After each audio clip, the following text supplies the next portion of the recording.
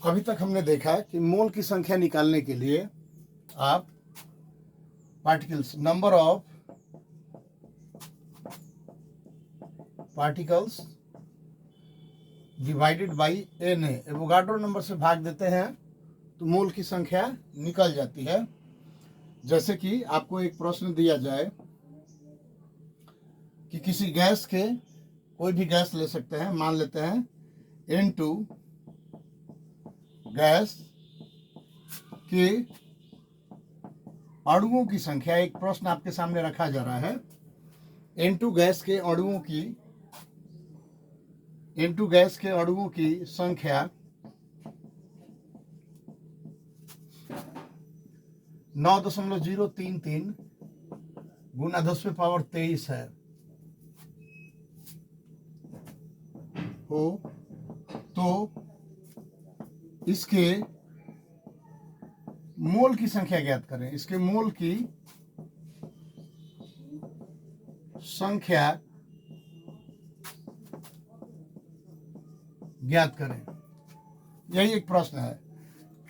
ये N2 gas के अणुओं की संख्या 9.033 गुना 10⁻23 है, तो इसके मोल की संख्या ज्ञात करें। तो क्या करते हैं, मोल की संख्या निकालने के लिए number of particles divided by N A, Avogadro number करते हैं।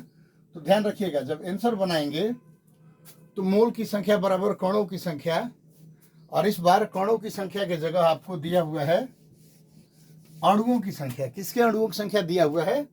नाइट्रोजन गैस के।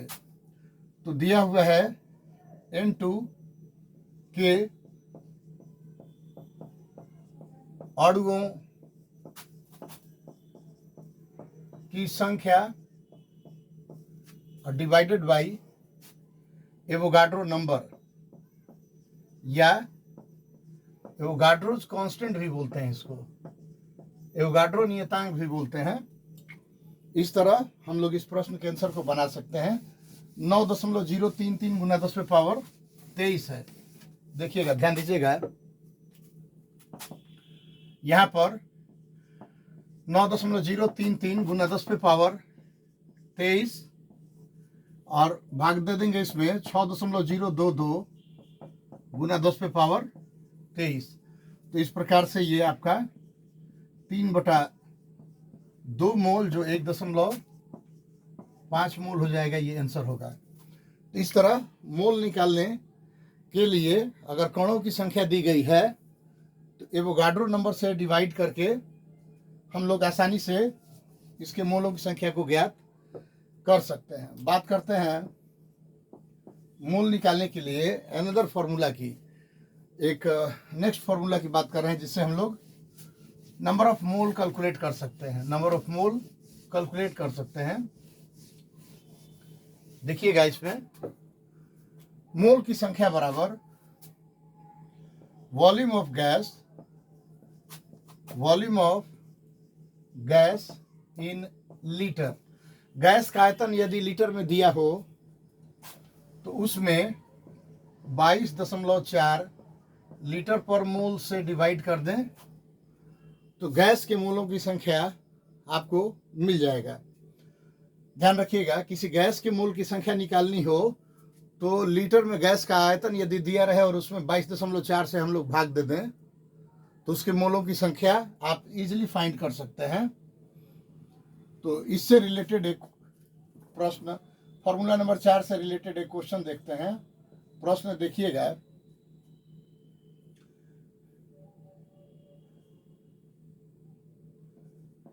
Calculate the number of mole of 11.2 litre O2 gas at, calculate the number of mole of 11.2 liter O2 gas at STP। STP पर oxygen gas का 11.2 litre दिया गया है, इसके मोल की संख्या निकालना है। तो देखिए आंसर क्या करते हैं, number of mole of O2, तो ये volume of O2 at STP in liter divided by 22.4 litre पर मोल। इसको मोलर वॉल्यूम भी बोलते हैं, मोलर आयतन भी कहते हैं 22.4 लीटर पर मोल को। यहाँ से दिया हुआ है 11.2 लीटर दिया हुआ है और इसमें 22.4 लीटर मोल इनवर्स से यदि आप भाग देते तो ये हो जाएगा 0.5 मोल आ जाएगा। इस तरह STP पर किसी गैस का आयतन दिया हो लीटर में तो उसमें 22.4 लीटर पर मोल से भाग देकर हम लोग आसानी से मोलों की संख्या ज्ञात कर सकते हैं। इस नेक्स्ट फॉर्मूला पर मोल की संख्या, किसी गैस के मोल की संख्या निकालने के लिए ये जो हम लोग सूत्र का उपयोग कर रहे हैं, पुनः इस पर एक और क्वेश्चन देखते हैं जिसे मैं पूर्णतः हिंदी में लिख दे रहा हूं। इस बार एक बार देखिएगा, आपके सामने प्रश्न दिया गया 50 लीटर, क्वेश्चन आपके सामने दिया गया है 50 लीटर Cl2 गैस, और उसको थोड़ा बढ़िया से हम लोग लिखते हैं तो लिखते हैं क्या, क्वेश्चन लिखते हैं STP पर STP कंडीशन होना चाहिए। STP पर 50 लीटर Cl2 गैस में इसके मोल की संख्या क्या होगी, ध्यान में रखिएगा। 50 लीटर Cl2 गैस में इसके मोल की संख्या क्या होगी, किस कंडीशन में, तो STP के कंडीशन में, स्टैंडर्ड टेम्परेचर प्रेशर पर 50 लीटर Cl2 गैस में इसके मोल की संख्या क्या होगी। तो आंसर बनाएंगे मोल की संख्या, Cl2 गैस के मोल की संख्या, क्लोरीन गैस के मोल की संख्या, तो Cl2 का आयतन डिवाइडेड बाई मोलर आयतन। तो Cl2 का आयतन दिया हुआ है 50 लीटर और मोलर आयतन दिया हुआ है 22.4 लीटर मोल इनवर्स। यहां से 44.8 हो जाएगा 2 बार में, तो ये आपका 2 पॉइंट एग्जैक्ट देख लीजिएगा कितना आता है, ये आपका आना चाहिए कितना, 2.3 नियर अबाउट 2.3 मोल आना चाहिए।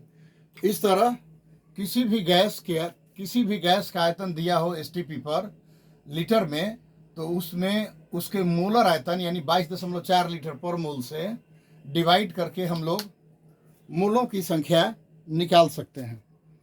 इस तरह आप वन स्टेप टुवर्ड्स नीट से जुड़े और हम लोगों ने मोल पर अपना पकड़ को और मजबूत बनाया। ये केमिस्ट्री का एकदम बेसिक टॉपिक है और इसके बिना आप आगे का कल्पना नहीं कर सकते हैं, या इसके बिना आगे का कल्पना करना सही होगा भी नहीं। विद्यार्थी जी, आप सभी को ध्यान देना चाहिए, आप मेरे स्टूडेंट हैं या कहीं और से अगर आप मुझे देख रहे हैं, तो बेसिक कॉन्सेप्ट के बिना हम लोग आगे नहीं बढ़ पाएंगे। तो ये जो मोल निकालने के लिए अभी तक हम लोगों ने 4 फॉर्मूला देखा, इसके अलावे अब थोड़ा सा एडवांस लेवल में हम लोग अपने नेक्स्ट लेक्चर में पहुंचेंगे। लेकिन फिलहाल आप देखिएगा कि अभी तक हम लोगों ने मोल निकालने के लिए क्या किया है। तो तत्वों का अगर मोल निकालना हो तो तत्व की मात्रा ग्राम में लेते हैं, अब बटा परमाणु द्रव्यमान से अगर भाग दे दें तो मोल निकल जाएगा। ये एक फॉर्मूला था। दूसरा फॉर्मूला हम लोगों ने यूज किया, पदार्थ की मात्रा। पदार्थ की मात्रा ग्राम में यदि लिया जाए और इसमें हम लोग आणविक द्रव्यमान से भाग दे दें, आणविक द्रव्यमान से भाग दे दें, तब मोल निकल जाएगा। तो मोल निकालने के लिए आज ये दो फॉर्मूला हम लोग पहले यूज कर चुके हैं, और दो फॉर्मूला को आज हम लोग अपने वीडियो के फर्स्ट सेक्शन में ही हम लोगों ने देखा। अभी तक मोल निकालने के लिए आप 4 सूत्र का उपयोग कर चुके हैं, जिसमें इस वीडियो के शुरुआत में फॉर्मूला नंबर 3 और फॉर्मूला नंबर 4 हम लोगों ने देखा। और ये पहला और दूसरा फॉर्मूला है। जब तत्व का मोल निकालना हो तो तत्व की मात्रा ग्राम में, उसमें परमाणु द्रव्यमान से भाग देंगे, मोल आ जाएगा। और कोई यौगिक दिया हो तो पदार्थ की मात्रा ग्राम में भागा आणविक द्रव्यमान कर देंगे, तो इसमें आपका मोल की संख्या आप निकाल सकते हैं। तो हम लोग अपने नेक्स्ट लेक्चर में अब मोल निकालने के लिए 5वें और 6ठे और आगे भी कोई अगर सूत्र है तो हम लोग उसको देखेंगे, उसको हम लोग देखेंगे। तब तक के लिए जय हिंद, धन्यवाद।